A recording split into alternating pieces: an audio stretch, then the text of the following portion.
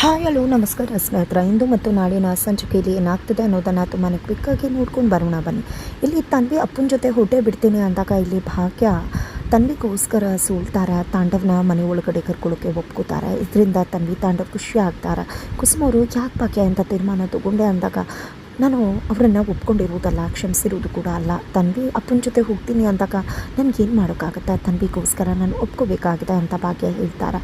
ಈ ಕಡೆ ತಾಂಡವ್ ಅಂತೂ ಫುಲ್ ಖುಷಿ ಆಗಿಬಿಟ್ಟು ಥ್ಯಾಂಕ್ಸ್ ಭಾಗ್ಯ, ನೀನು ನನ್ನ ಕ್ಷಮಿಸಿದ್ದಕ್ಕೆ ಅಂದಾಗ ನಾನು ನಿನ್ನನ್ನು ಕ್ಷಮಿಸಿದ್ದೀನಿ ಅಂತಲ್ಲ, ತನ್ವಿಗೋಸ್ಕರ ಒಪ್ಕೊಂಡಿದ್ದೀನಿ ಅಂತ ಹೇಳಿ ಹೊರಟ್ಬಿಡ್ತಾರೆ. ಆದರೆ ಶ್ರೇಷ್ಠ ಮಾತ್ರ ಇಲ್ಲ ತಾಂಡವ್, ನೀನು ನನ್ನ ಜೊತೆ ಬರಲೇಬೇಕು ಅಂದಾಗ ತನ್ವಿನೂ ಬಿಡುವುದಿಲ್ಲ. ಹಾಗೆ ಸುನಂದವ್ರು ಕೂಡ ಶ್ರೇಷ್ಠನ ಹೊರಗಡೆ ತಪ್ತಾರೆ. ಹಾಗಾಗಿ ಶ್ರೇಷ್ಠ ಸಿಡಿದಿರ್ತಾಳೆ, ಏನು ತಾಂಡವ್ ನಾನೇ ಬೇಕು ಅಂತ ಹೇಳ್ತಿದ್ದೆ, ಆದರೆ ಇವತ್ತು ಇವ್ರುಗಳಿಗೋಸ್ಕರ ನನ್ನನ್ನೇ ಹೊರಗಡೆ ತಪ್ತಿದ್ಯಾ, ಹಾಗಾದರೆ ನನಗೆ ಮೋಸ ಮಾಡ್ತಿದ್ಯಾ, ನನಗೆ ಮೋಸ ಮಾಡಿದ್ದೀನಿ, ನಾನು ಸುಮ್ಮನೆ ಬಿಡ್ತೀನಿ ಅನ್ಕೋಬೇಡ. ಭಾಗ್ಯ ಮತ್ತು ತಾಂಡವ್ ನೀವಿಬ್ಬರಿಗೂ ಕೂಡ ಸರಿಯಾದ ಪಾಠ ಕಲಿಸ್ತೀನಿ ಅಂತ ಹೇಳಿ ಅಲ್ಲಿಂದ ಹೊರಟು ಬರ್ತಾರೆ.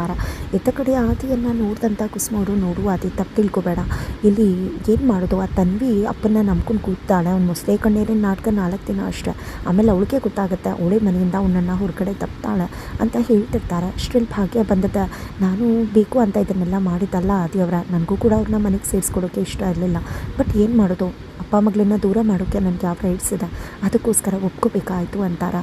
ನಿಮ್ಮ ಮೇಲೆ ನನಗೆ ನಂಬಿಕೆ ಇದೆ, ನೀವು ಏನೇ ಮಾಡಿದ್ರೂ ತಪ್ಪು ಮಾಡೋದಿಲ್ಲ ಅಂತ ಕೂಡ ಗೊತ್ತಿದೆ, ನೀವು ನಮ್ಮದವ್ರಿಗೆ ಮೋಸ ಮಾಡೋದಿಲ್ಲ ಅಂತ ಅದು ಹೇಳ್ತಾರೆ.